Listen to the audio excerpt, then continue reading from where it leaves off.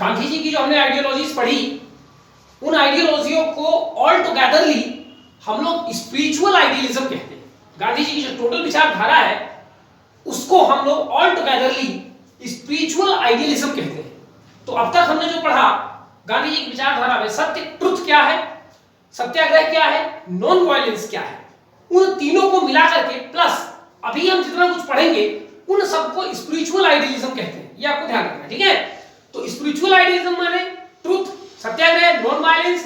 Religion में गांधी जी के क्या विचार है, हिंदुइज्म को लेके गांधी जी के क्या विचार है, हिंदू मुस्लिम यूनिटी पर गांधी जी के विचार, वर्णा सिस्टम पर गांधी जी के विचार, गॉड पर, और इसके बाद मोरालिटी या एथिक्स पर गांधी जी के क्या विचार है, पॉलिटिक्स और धर्म का, रिलीजन का क्या कोरिलेशन है, इन सारे विचारों को मिलाकर के हम स्पिरिचुअल आइडियलिज्म कहते हैं, ठीक है। उसके बाद जब हम गांधी जी के अन्य विचार पढ़ेंगे, ठीक है, इकोनॉमिक्स पर, डेमोक्रेसी पर, तो वो स्पिरिचुअल आइडियलिज्म नहीं है, ठीक है।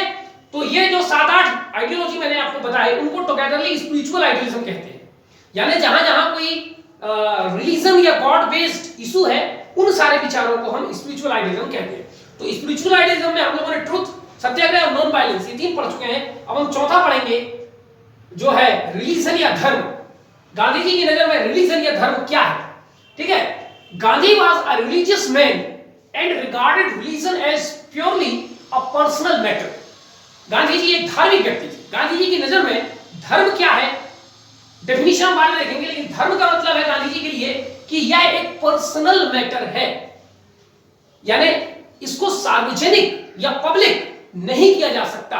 यह हर आदमी के अंदर के कंसाइंस का मैटर है कि मुझे किसको मानना है, किसको नहीं मानना है। तो रिलीजन का एक दूसरा मतलब है गांधी जी का फेथ, यानी आस्था या विश्वास।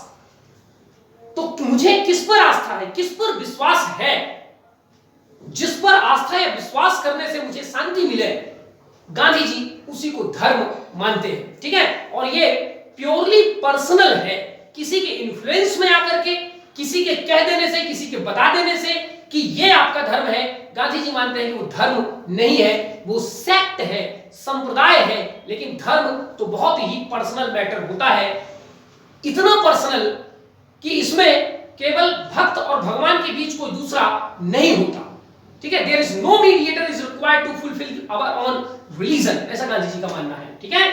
तो it is a personal matter and if we succeed in confining it to the personal place, यानी गांधी जी कहते हैं कि वैसे तो धर्म एक पर्सनल मैटर है, और अगर जीवन भर हम इसको पर्सनल ही बनाए रखें, all would be well in all walk of our life, तो हमारे जीवन के हर क्षेत्र में अच्छा ही अच्छा होगा, पर्टिकुलरली इन पॉलिटिक्स, राजनीति में भी यह बेहतर होगा यदि हम अपने धर्म को पर्सनल बनाए रखते हैं।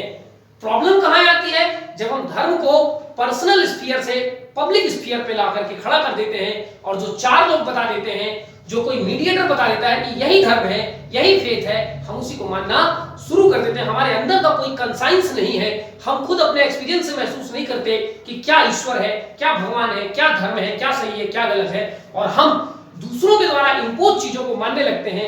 गांधी जी कहते हैं वो सेक्ट हो सकता है, संप्रदाय हो सकता है, लेकिन धर्म नहीं हो सकता। It is another name of truth. Gandhi ji के हिसाब से धर्म क्या है, ये सत्य, प्रेम, अहिंसा, राइटियसनेस माने जो सही है, एंड मोरालिटी और नैतिकता का ही दूसरा नाम है। यानी धर्म क्या है, दुनिया का ऐसा कोई धर्म नहीं हो सकता, या गांधी जी की नजर में धर्म वही है जिनमें ये सारी चीजें पाई जाती हो, जिसमें सत्य हो।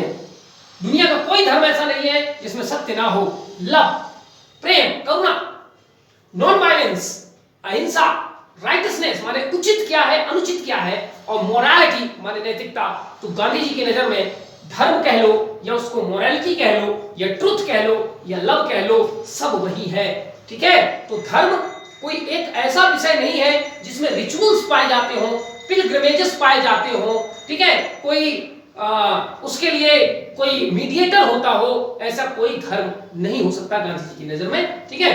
आई reject any religious doctrine that does not appeal to reason and is in conflict with morality. Gandhi ji का कहना है कि मैं किसी ऐसे धर्म को स्वीकार नहीं कर सकता जिसमें रीजन ना हो, तर्क ना हो, बुद्धि ना हो, और ऐसा कोई धर्म जिसका नैतिकता के साथ कॉन्फ्लिक्ट हो, मैं इसको धर्म को, मैं उस धर्म के सिद्धांतों को नहीं मानता। तो धर्म वही है जिसमें रीजन हो, जिसमें मोरालिटी हो, जिसमें लव हो, कंपैशन हो, सैक्रिफाइस हो, सारे पॉजिटिव एटीट्यूड आकर के जहां पर इकट्ठे हो जाए, वही धर्म है। ठीक है, और ये धर्म सेक्ट नहीं है। ठीक है, आगे गांधी जी कहते हैं all religions are true and at the same height.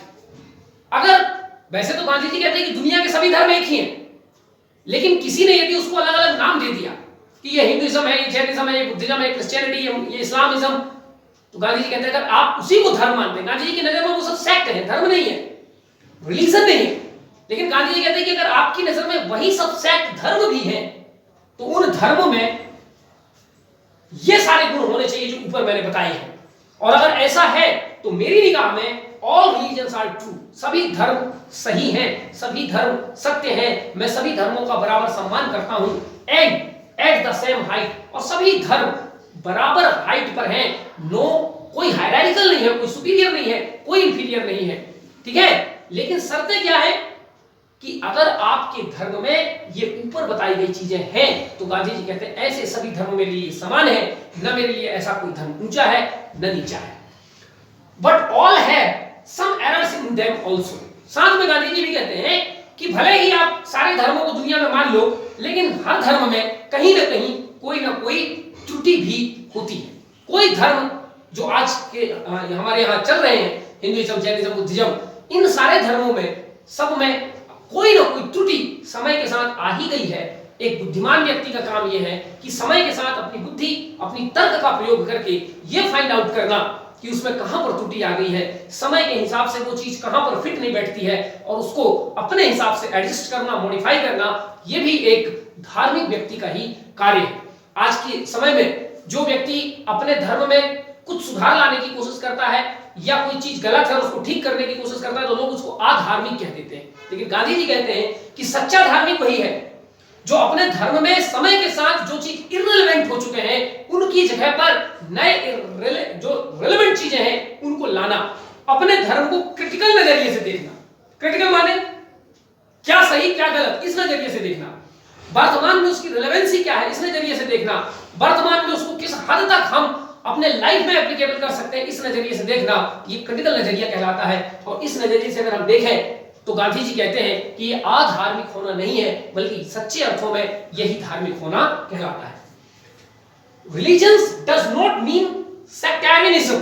Gandhi ji का मानना है कि जो सेक्ट है, संप्रदायवाद, हिंदू, मुस्लिम, सिख, ईसाई, गांधी जी कहते हैं धर्म नहीं है, संप्रदाय है। धर्म तो एक ही है, मानवता।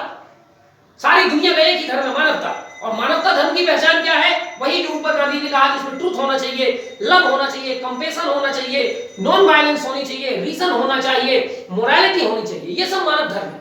दया होनी चाहिए, तमाम चीजें धर्म वो है। ठीक है, धर्म का मतलब वो जो हम धारण कर सकते हैं। गांधी जी ने मनुस्मृति से इस बात को लिया है, कहा है कि धर्म वो है जिसे मानव एक मानव होने के नाते धारण करता है, पशु एक पशु होने के नाते धारण करता है। तो चूंकि हम मानव हैं, मानव होने के नाते हमें क्या धारण करना चाहिए? हिंसा या अहिंसा, सत्य या असत्य, सही या गलत। ठीक है, दया, करुणा, प्रेम, ये सब हमारे अंदर होनी चाहिए। अगर ये सब हमारे अंदर है तो हम एक धार्मिक व्यक्ति हैं गांधी जी के नजरिए से।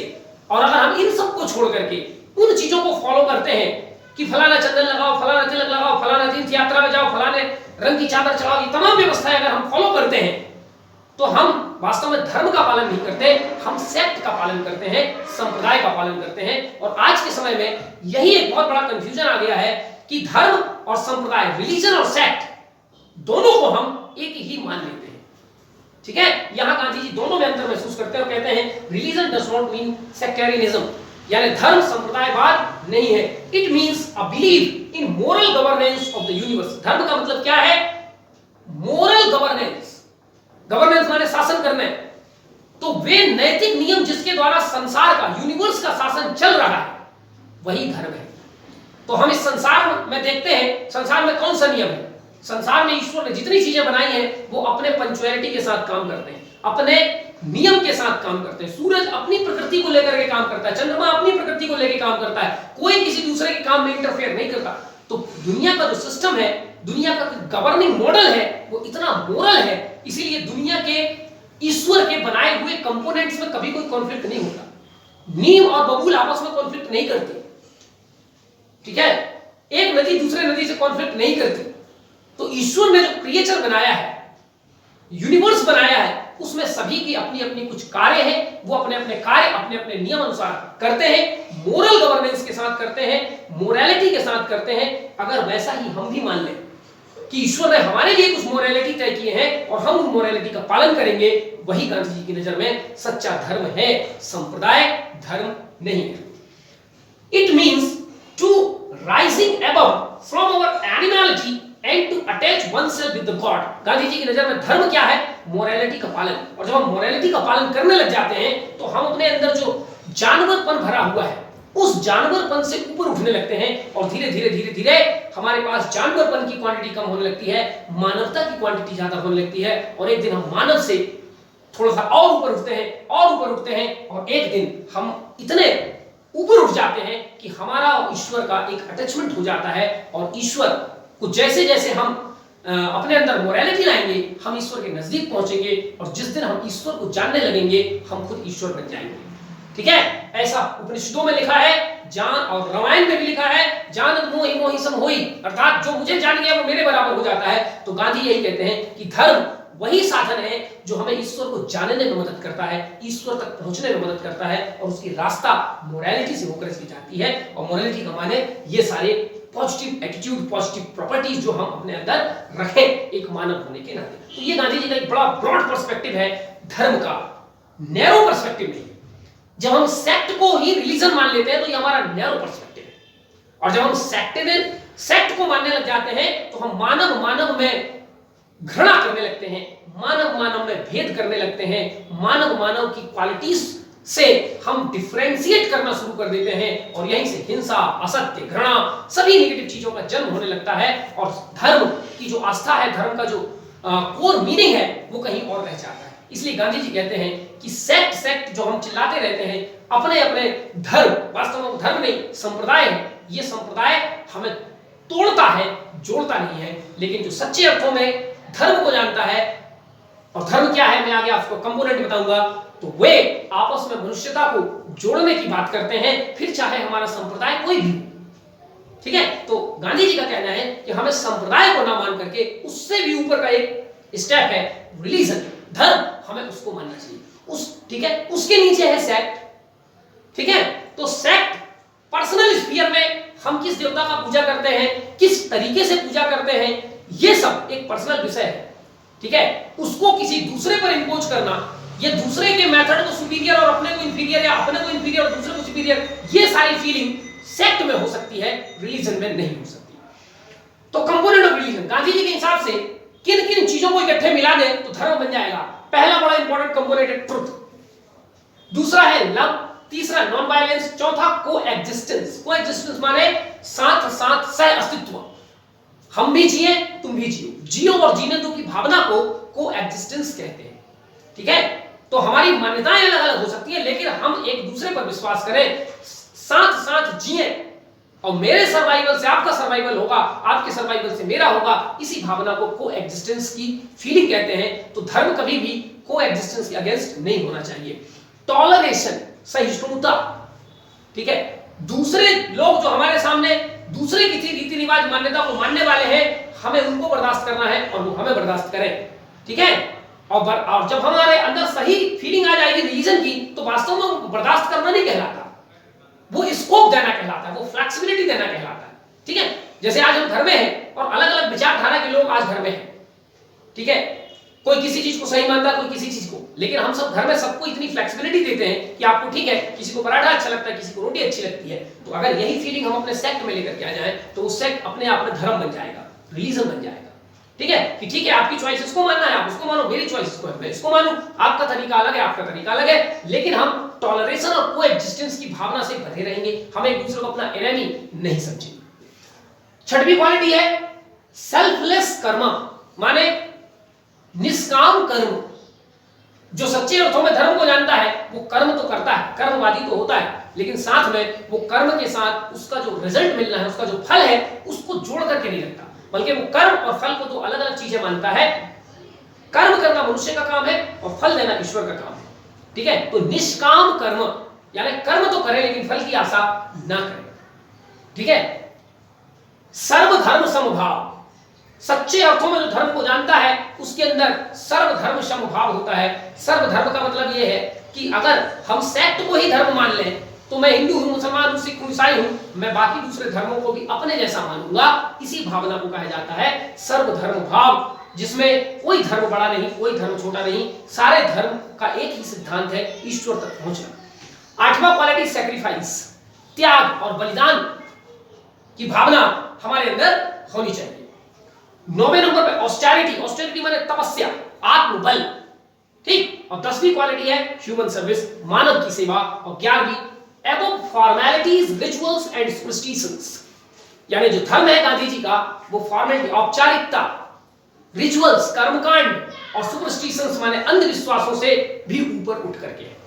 यानी सच्चे अर्थों में धार्मिक वही है जो फॉर्मेलिटीज, रिचुअल्स और सुपरस्टिशंस को नहीं मानता। लेकिन अगर हम बात करें सेक्ट की तो हर सेक्ट में आज फॉर्मेलिटीज, रिचुअल्स और सुपरस्टिशंस है। सत्यनारायण की कथा करना, ठीक है, या मक्का मदीना जाना, और हर धर्म में कहीं ना कहीं फॉर्मेलिटीज, रिचुअल्स और सुपरस्टिशंस का आज जो बोलबाला हो गया है। गांधी जी कहते हैं वो सेक्ट हो सकता है, रिलीजन नहीं हो सकता। ठीक है, और गांधी जी को तो मानना है कि वास्तव में ये सेक्ट में भी अगर ये चीजें हैं तो वो सही नहीं है। ठीक है, तो ये था गांधी जी का धर्म को लेकर के उनका अपना क्या पर्सनल विचार है। अब हम बात करते हैं गांधी जी, हिंदुइज्म में गांधी जी के बारे में क्या विचार है। ठीक है, तो गांधी जी एक हिंदू परिवार में जन्म लिए थे और हिंदू रीति रिवाज में पले बढ़े, तो स्वाभाविक बात है उनका अटैचमेंट हिंदुइज्म के प्रति था।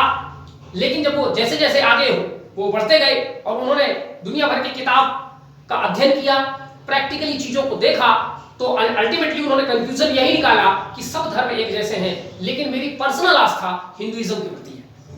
ठीक है, तो अगर मैं हिंदुइज्म को मानता हूं इसका ये मतलब नहीं कि मेरी नजर में हिंदुइज्म ग्रेट है और बाकी सब इंफीरियर है। मेरी पर्सनल अटैचमेंट हिंदुइज्म के प्रति है, क्योंकि मैं उसमें लंबे समय से उसके साथ रहते रहा हूं, उसके रीति रिवाज, उसकी पद्धति, उसकी फिलॉसफी को मैं समझता हूं। ठीक है, तो गांधी जी की नजर में जो हिंदुइज्म है वो दो प्रकार का होता है। एक होता है हिस्टोरिकल हिंदुइज्म और दूसरा होता है फिलोसफिकल हिंदुइज्म। हिस्टोरिकल हिंदुइज्म का मतलब है जो हम लोग अपने दैनिक जीवन में हिंदुइज्म को जानते हैं, जिसमें कुरीतियां हैं, अंधविश्वास है, कर्मकांड है, ब्राह्मणवाद है, तीर्थ यात्रा का कॉन्सेप्ट है, ये तमाम जो बुरी चीजों वाली भावना जिसमें भर चुकी है, गांधी जी कहते हैं वो हिस्टोरिकल हिंदुइज्म है। और गांधी जी बोलते हैं मैं इस हिंदुइज्म को नहीं मानता। गांधी जी की नजर में philosophical Hinduism which is based upon Vedas, Upanishad, Smritis, Puranas and Bhagavad Gita, इस हिंदुइज्म को गांधी जी कहते हैं फिलोसफिकल हिंदुइज्म। और गांधी जी कहते हैं मैं फिलोसफिकल हिंदुइज्म को मानता हूं, हिस्टोरिकल हिंदुइज्म को नहीं मानता। और जहां कहीं मुझे हिंदुइज्म में बुराई दिखाई देती है, मैं फिलोसफिकल को भी अंधविश्वास के साथ नहीं मानता। फिलोसफिकल में भी अगर मुझे कहीं लगता है कि ये हिंदुइज्म के वर्तमान समय में ठीक नहीं है तो मैं उसकी निंदा करता हूं, उसको दूर करने की कोशिश करता हूं। जैसे गांधी जी अनटचेबिलिटी को दूर करने के पक्ष में काम किया, सती प्रथा की उन्होंने बुराई किया, तो जितनी कुरीतियां उनको दिखाई दी हिंदू धर्म में उनको उन्होंने क्रिटिकली लिया। ऐसा नहीं कि फिलोसफिकल हिंदुइज्म को भी उन्होंने एज इट इज ले लिया। ठीक है, चलिए, I believe in Hinduism not because it is superior, but it teaches to live with peace and does not claim that only here is the truth. Gandhi ji कहते हैं कि मैं हिंदू धर्म पर विश्वास रखता हूं, लेकिन इसलिए नहीं क्योंकि हिंदू धर्म बाकी दूसरे धर्मों से श्रेष्ठ है, बल्कि इसलिए क्योंकि हिंदू धर्म हमें यह सिखाता है कि शांति के साथ कैसे रहें, शांति क्या है, शांति का क्या जीवन में महत्व है। और हिंदुइज्म यह दावा भी नहीं करता कि जो कुछ हिंदुइज्म में बताया गया है वही अंतिम सत्य है और केवल यही सत्य है, इसके अलावा कोई सत्य नहीं है। बाकी इस्लाम में, जैनिज्म में, बुद्धिज्म में जो कुछ बताया उसमें सत्य नहीं है, ऐसा कोई दावा हिंदुइज्म नहीं करता। इसलिए गांधी जी कहते हैं इसीलिए मैं हिंदुइज्म पर विश्वास करता हूं, because it has wider scope of flexibility. इसके अंदर इतनी ज्यादा फ्लेक्सिबिलिटी है। आप किस ईश्वर को मानते हो, किस तरीके से मानते हो, मानते भी हो या नहीं मानते हो, किस हद में मानते हो, दिन में पूजा करते हो, रात में पूजा करते हो, ठीक है, तो इसमें इतनी ज्यादा फ्लेक्सिबिलिटी हिंदुइज्म में है। इसलिए गांधी जी कहते हैं कि इस धर्म को मैं इसलिए स्वीकार करता हूं क्योंकि ना तो ये अपने आप को सुपीरियर होने का दावा करता, न ये दावा करता कि यही सत्य है, इसके अलावा इसमें फ्लेक्सिबिलिटी है, टॉलरेशन है, पीस की फीलिंग है। ये तमाम प्रॉपर्टीज के कारण गांधी जी कहते हैं कि मैं हिंदुइज्म पर मेरी पर्सनल आस्था है, लेकिन इसका ये कदापि मतलब नहीं कि दूसरे धर्मों में आस्था मेरी नहीं है। मेरी आस्था सब में बराबर है। मेरे लिए राम का जो महत्व है वही अल्लाह का है, वही जीसस का है, वही वाहिगुरु का है। सारे धर्मों का मेरे लिए बराबर सम्मान है।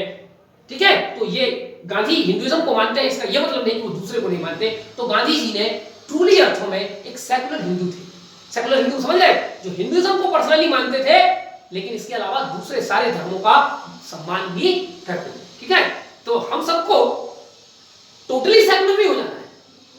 ठीक है, आप हिंदू सेकुलर बनिए, आप मुस्लिम सेकुलर बनिए, आप क्रिश्चियन सेकुलर बनिए। का मतलब यह है कि पर्सनली मैं हिंदुइज्म को मानता हूं, इस्लाम को मानता हूं, क्रिश्चियनिटी को मानता हूं, लेकिन सार्वजनिक जीवन में जब मैं कहीं जाता हूं, कहीं उठता बैठता हूं, देखता हूं, तो मेरी हर धर्म में आस्था है, हर धर्म में विश्वास है, मैं हर धर्म को सम्मान की दृष्टि से देखता हूं।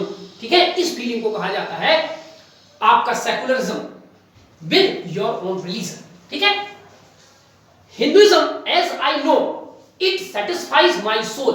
गांधी जी कहते हैं कि जितना कुछ मैं हिंदुइज्म के बारे में जानता हूं, वो सारी बातें जो मैंने हिंदुइज्म से सीखा वो मेरी आत्मा को संतुष्ट करते हैं। Satisfies my soul, fills my whole being, मुझे एक संपूर्ण व्यक्ति बनाने में मदद करते हैं। ठीक है, my life has been full of tragedies and if they have not left any visible and indelible effect on me, I owe it to the teachings of Bhagavad Gita. Gandhi ji कहते हैं कि मेरा जीवन, हर व्यक्ति का जीवन, गांधी जी उसका नहीं, लेकिन गांधी जी अपने रिस्पेक्ट पर कहते हैं कि मेरा जीवन ट्रेजेडीज माने उतार चढ़ाव से भरा पड़ा था, लेकिन इसके बावजूद मेरे जीवन में उन ट्रेजेडीज का असर दिखाई नहीं देता।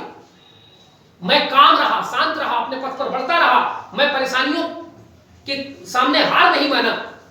ठीक है, मैं संघर्षों से जूझता रहा। तो कुल मिलाकर के मेरे जीवन में उन ट्रेजेडीज के चिन्ह या निशान दिखाई नहीं देते। इसका कारण यही है, इसका श्रेय जो है गांधी जी कहते हैं मैं भगवत गीता को देना चाहूंगा। गांधी जी का ये स्टेटमेंट है कि जब कभी मैं कंफ्यूजन में होता था, परेशानी में होता था, दिक्कत में होता था, तो मैं गीता पढ़ना शुरू करता था। और जैसे जैसे मैं गीता पढ़ना शुरू करता था, मेरे माथे की सिकन कम हो जाती थी, मेरे होठों पे मुस्कान आने लगती थी और अल्टीमेटली मुझे मेरी समस्या का हल मिल जाता था। तो इसलिए गांधीज्म का जो है विश्वास हिंदुइज्म पे है। As soon as we lose the moral basis, we cease to be religious. Gandhi ji ये भी आगे कहते हैं कि हिंदू होने का मतलब केवल ये नहीं है कि आप वेद शास्त्रों में जो कुछ लिखा है उसको ब्लाइंडली आप फॉलो करें। ठीक है, आपके जीवन में वेद शास्त्रों, क्योंकि हिंदुइज्म के वेद शास्त्रों में या किसी भी रिलीजन के वेद शास्त्रों में मोरालिटी से बढ़कर कोई चीज नहीं है। तो गांधी जी कहते हैं कि जिस दिन आप वास्तव में मोरालिटी से हट गए, आप उसी दिन धार्मिक होने का दावा खो देते हैं। ठीक है, तो केवल अंधविश्वास के साथ किसी चीज का पालन नहीं करना, यह भी देखना कि इसमें मोरालिटी का सेंस कितना है।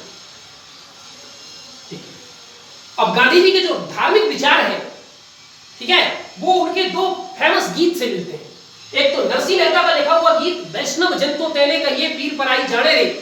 इस गीत से गांधी जी का पता चलता है कि गांधी जी गरीबों की, असहायों की, निर्बलों की सेवा करना ही ईश्वर की सेवा मानते थे। उनके लिए सच्चा हिंदुइज्म, सच्चा धर्म वही है जिसमें गरीबों का हम कल्याण कर सके। तो वैष्णव जन तो तेने कहिए पीर पराई जाने रे, जो दूसरे का पीर, दूसरे की दर्द जान सके और उस दर्द को, उस समस्या का हल दे सके, सही अर्थों में वही ईश्वर की सच्ची सेवा है। सच्चे अर्थों में वही सही व्यक्ति है, वही सही धार्मिक है, वही सही हिंदू है। एक दूसरा है रघुपति राघव राजा राम, सबको सन्मति दे भगवान, ईश्वर अल्लाह तेरे नाम, सबको सन्मति दे भगवान। तो इसमें गांधी जी की सेकुलर विचारधारा का दर्शन होता है। ठीक है, कि ईश्वर अल्लाह सब तेरे ही नाम है। ये धर्म के नाम पर जो हम लड़ाई कर रहे हैं, अपने अपने विभेद पाल करके बैठे हैं, ये सब बेकार है। ठीक है, तो ये दो प्रकार के गीत हैं जिसमें गांधी जी के धार्मिक विचारों का हमें दर्शन होता है। Essential quality of our religion is mercifulness. Gandhi ji कहते हैं किसी धर्म का, किसी भी धर्म का जो प्राथमिक लक्षण है, प्राथमिक पहचान करने वाला जो कैरेक्टर है, वो है मर्सीफुलनेस, माने दया, करुणा, प्रेम। ठीक है, अगर किसी धर्म में यही चीज नहीं है तो वो धर्म नहीं है। And that Hinduism as a religion of mercy. Gandhi ji कहते हैं मैंने हिंदू धर्म में यही पाया कि इसमें मर्सी, दया, इतनी मर्सी और इतनी दया है कि इसमें जानवरों तक को ईश्वर माना गया है। कुत्ते को ईश्वर मान लिया, पेड़ को ईश्वर मान लिया, बिल्ली को ईश्वर मान लिया, चूहे को ईश्वर मान लिया, सांप को ईश्वर मान लिया। ठीक है, और इसमें कहीं पर भी हिंसा की जगह नहीं है। हमने अपने से इंफीरियर लोगों को, क्योंकि जानवर तो इंफीरियर है मनुष्य से, लेकिन हमने उनको भी देवता माना, मतलब हमने मतलब हिंदुइज्म में उसको भी देवता माना गया। इसलिए गांधी कहते हैं कि हिंदुइज्म में मर्सी का स्थान सर्वोच्च है। That's why I follow Hinduism. To the followers of other way, अच्छा मर्सी, अच्छा एक तो अदर क्रिएचर्स के खिलाफ भी मर्सी है, दूसरा जो दूसरे धर्म के लोग हैं उनके खिलाफ भी हिंदुइज्म में कोई राग द्वेष नहीं है, बल्कि उनके प्रति भी करुणा है, उनके प्रति भी दया का भाव हिंदुइज्म के अंदर पाया जाता है। और इतिहास इस बात का गवाह है। गांधी जी की स्टेटमेंट है, मेरे कोई स्टेटमेंट नहीं है, ठीक है।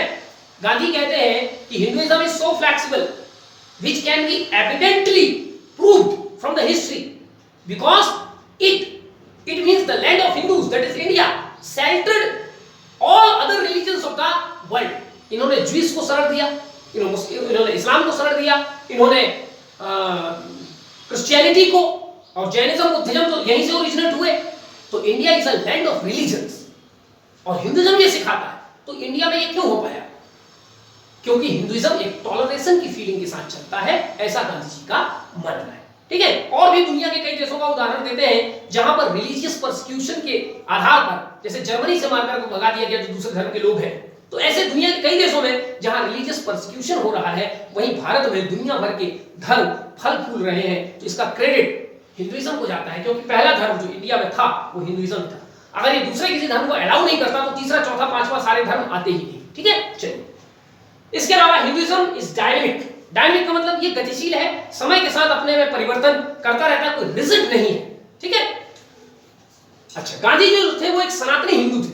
सनातनी हिंदू माने वही जो फिलोसफिकल हिंदुइज्म को मानता है उसको सनातनी कहते हैं, ठीक है। जो ब्राह्मणों ने बनाया है हिंदुइज्म उसको नहीं मानते, जो वेदों में है उपनिषदों में है उसको मानने वाले लोगों को कहते हैं मैं सनातनी हिंदू, ठीक है।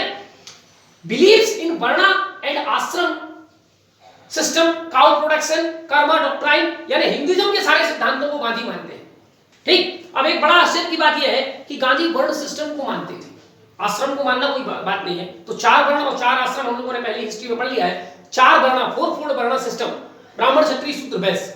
गांधी जी इसको एक इसेंशियल कैरेक्टर मानते हैं हिंदुइज्म का, और मानते हैं कि समाज में वर्ण सिस्टम होना ही होना चाहिए। कुछ लोग कहते हैं कि गांधी जी इस वर्ण सिस्टम का सपोर्ट करके जाति प्रथा को बढ़ावा दे रहे हैं, और कुछ लोगों ने गांधी जी को इसलिए क्रिटिसाइज भी किया है। लेकिन गांधी जी कहते हैं कि मेरे लिए वर्ण का मतलब है अपनी अपनी ड्यूटी के प्रति अटैच्ड रहना, ठीक है। जो आपकी ड्यूटी है आप उसको करो, जो आपकी ड्यूटी नहीं है उसके प्रति कोई एस्पिरेशन मन में मत रखो, ठीक है। तो आप जिस पोजीशन में हैं और जिस पोजीशन में आपकी जो ड्यूटी बनती है, यानी अगर आप एक स्वीपर हैं और आपकी वर्तमान में यही ड्यूटी है कि आप स्वीपर करें, तो इस समय आप केवल स्वीपिंग का काम करें, इस समय आप डीएम बन जाएंगे ऐसी सपना ना रखें, ठीक है। अगर आप एक टीचर हैं तो इस समय आप अपने टीचर की ड्यूटी को ही कीजिए और प्रिंसिपल होने या हेडमास्टर होने के एस्पिरेशन से मुक्त हो जाएंगे। तो गांधी जी कहते हैं वर्ण का मतलब मेरा ये है कि जिस कंडीशन में आप हैं उस समय आपकी जो ड्यूटी है उसके साथ अटैच रहिए। मेरी नजर में यही वर्ण सिस्टम है, ठीक है। और पुराना वर्ण सिस्टम गांधी जी नहीं मानते, जिसमें एक हायरार्किकल ऑर्डर होता था, जिसमें ब्राह्मण सबसे ऊपर और शूद्र सबसे नीचे, ठीक है। महिलाओं को भी शूद्रों के समान माना जाता था। गांधी यहां 4 वर्ण तो मानते हैं कि ब्राह्मण होगा, क्षत्रिय होगा, शूद्र होगा, वैश्य होगा, लेकिन इसमें कोई हायरार्की नहीं होगी, ना कोई सुपीरियर होगा ना कोई इंफीरियर होगा। कोई भी व्यक्ति किसी का भी काम कर सकता है अपनी योग्यता के आधार पर, ठीक है। तो नो हायरार्की इन वर्ण and mutually replaceable. Mutually replaceable माने क्षत्रिय शूद्र बन सकता है, क्षत्रिय ब्राह्मण बन सकता है, ब्राह्मण शूद्र बन सकता है, ब्राह्मण वैश्य बन सकता है, कोई भी एक दूसरे को रिप्लेस कर सकते हैं, ठीक है। गांधी जी ने इसको गीता से सीखा है, इस थ्योरी को, और गीता में इस बात को कही गई है अनासक्ति योग। अनासक्ति योग क्या है? यही जिस कंडीशन में वर्तमान में आप हैं उस कंडीशन में आपकी ड्यूटी क्या है उसको पूरी ईमानदारी से करना, बल्कि ये नहीं कि मैं अपनी ड्यूटी को छोड़ दूं और ऊंचे ऊंचे ख्वाब देखना शुरू कर दूं। इससे होगा क्या? ना वो ऊंचा ख्वाब जो हमने देखा ना वो मिल पाएगा, और जो वर्तमान में हमारी ड्यूटी थी हम उसको भी परफॉर्म नहीं कर पाएंगे। तो आसक्ति का मतलब होता है किसी चीज से अपने आप को जोड़ देना, और अनासक्ति का मतलब होता है किसी चीज से अपने आप को अलग कर लेना। तो गांधी जी कहते हैं कि ड्रीमर मत बनिए, आपके जो हाई ड्रीम्स हैं उनसे अपने आप को डिटैच कर लो, ठीक है। इसका ये मतलब नहीं कि स्वप्न मत देखो, इसका मतलब यह है कि जब कोई कर्म आप कर रहे हैं जैसे अभी आप बैठ करके घर में पढ़ाई कर रहे हैं, आप पढ़ाई करने की बजाय आप सपना देखने लगे कि मेरा आईएएस में सिलेक्शन हो गया, मैं मसूरी में ट्रेनिंग कर रहा हूं, फिर मैं फलाने जगह का डीएम बन गया, और ये नए नए सपने देख देख करके, तो इससे हासिल क्या होगा आपको? आपका जो प्रेजेंट में जो टास्क था पढ़ाई करना, आप उससे भी गए, और नए नए सपने देखने से भी कुछ नहीं मिला, बल्कि और ज्यादा फ्रस्ट्रेशन आ जाएगा। ठीक है, तो इसको बोलते हैं अनासक्ति योग। ठीक है, abolition of untouchability, Gandhi ji ने हिंदुइज्म को फॉलो किया, वर्ण सिस्टम को फॉलो किया, लेकिन वर्ण सिस्टम में जो शूद्र थे उसको अनटचेबल माना जाता था। गांधी जी बोलते थे कि इस अनटचेबिलिटी की फीलिंग को हमें खत्म करना है, क्योंकि कोई सुपीरियर कोई इंफीरियर नहीं है। ठीक है, वे भी अपना कर्म कर रहे हैं, उनका कर्म भी इंफीरियर नहीं है, ब्राह्मण अपना कर्म कर रहा है, उनका कर्म सुपीरियर नहीं है, सबके कर्म सुपीरियर है। इसलिए इनको गांधी जी ने कहा हरिजन, जो अनटचेबल्स थे उनको गांधी जी ने नाम दिया हरिजन, यानी ईश्वर के व्यक्ति, यानी they are more nearer to the God, Harijan, ऐसे सुंदर नाम दिया गांधी जी ने। ठीक है, इससे जो दलित वर्ग के लोग थे, जो अनटचेबल वर्ग के लोग थे, उनमें धीरे धीरे आत्मविश्वास आना शुरू हुआ, और गांधी ने जो है एक आंदोलन चलाया, जिसके माध्यम से फिर उन्होंने अनटचेबिलिटी को खत्म किया। ठीक है, faith must be self propagated. Gandhi के दोस्त थे अमेरिका में, उन्होंने चिट्ठी लिखी थी कि आप हिंदुइज्म को क्यों मानते हैं, क्रिश्चियनिटी को क्यों नहीं मानते। तो गांधी जी ने उनके उत्तर लिखा था, और उस उत्तर में उन्होंने कहा था कि क्रिश्चियनिटी मेरी नजर में इसलिए ज्यादा हिंदुइज्म के बराबर नहीं है, क्योंकि मैं मानता हूं कि दुनिया का हर धर्म, मुझे किस धर्म को मानना है ये मुझे कोई सिखाएगा नहीं, बल्कि ये मेरे अंदर से फीलिंग आएगी कि मुझे किस ईश्वर को मानना है। मेरी नजर में सत्य क्या है, क्योंकि ईश्वर सत्य है। ठीक है, गांधी जी की दृष्टि में सत्य ही ईश्वर है। तो हर व्यक्ति की नजर में सत्य अलग अलग हो सकता है। अगर सत्य अलग अलग हो सकता है तो ईश्वर अलग अलग हो सकता है, और जब ईश्वर अलग अलग हो सकते हैं तो धर्म अलग अलग भी हो सकते हैं। ठीक है, तो हिंदुइज्म में इतना स्कोप है कि आपको किसको मानना है, आपकी नजर में कौन सत्य है। शंकर को मान लो, विष्णु को मान लो, राम को मान लो, कृष्ण को मान लो, साईं बाबा को मान लो, किसी को भी मान लो। ठीक है, ये आपके अंतरात्मा की आवाज है, nobody is there to force you. लेकिन क्रिश्चियनिटी में क्या होता है कि क्रिश्चियन मिशनरीज आकर के लोगों को बताते हैं कि जीसस कौन थे, बाइबल क्या है, क्रिश्चियनिटी क्या है, और उनके माइंड को चेंज करके उनको फोर्सफुली जो है क्रिश्चियन बनाया जाता है। इसलिए गांधी जी कहते हैं कि धर्म को क्या होना चाहिए, faith must be self propagated, खुद के अंदर आत्मा से निकलना चाहिए, वही धर्म, वही आस्था, वही फेथ सही है। ठीक है, तो ये सारे विचार गांधी जी के हिंदुइज्म पर। अब हम बात करते हैं गांधी जी की हिंदू मुस्लिम यूनिटी पर। गांधी जी कहते हैं कि मैं केवल हिंदू मुस्लिम की यूनिटी की बात नहीं करता, बल्कि मैं ये मानता हूं कि भारत भूमि के अंदर जितने लोग हैं, ठीक है, उन सबको आपस में भाईचारे के साथ रहना चाहिए। लेकिन चूंकि हिंदू मेजॉरिटी में है और उसके बाद सेकंड इमीडिएट माइनॉरिटी में मुसलमान है, इसलिए हिंदू मुसलमान को साथ में मिलकर के रहना चाहिए। इन दोनों के धर्म एक ही है, रिलीजन एक ही है, संप्रदाय अलग है। ठीक है, तो अपने अपने हिसाब से अपने अपने संप्रदायों को मानो, लेकिन धर्म तो हम सबका एक है। ठीक है, जो कि प्रेम है, करुणा है, दया है, मोरालिटी है। तो गांधी जी कहते हैं it does not mean unity only between two sect and between all those who believe India to be their home. उन सभी लोगों के बीच में एकता होनी चाहिए जो भारत को अपनी भूमि मानते हैं,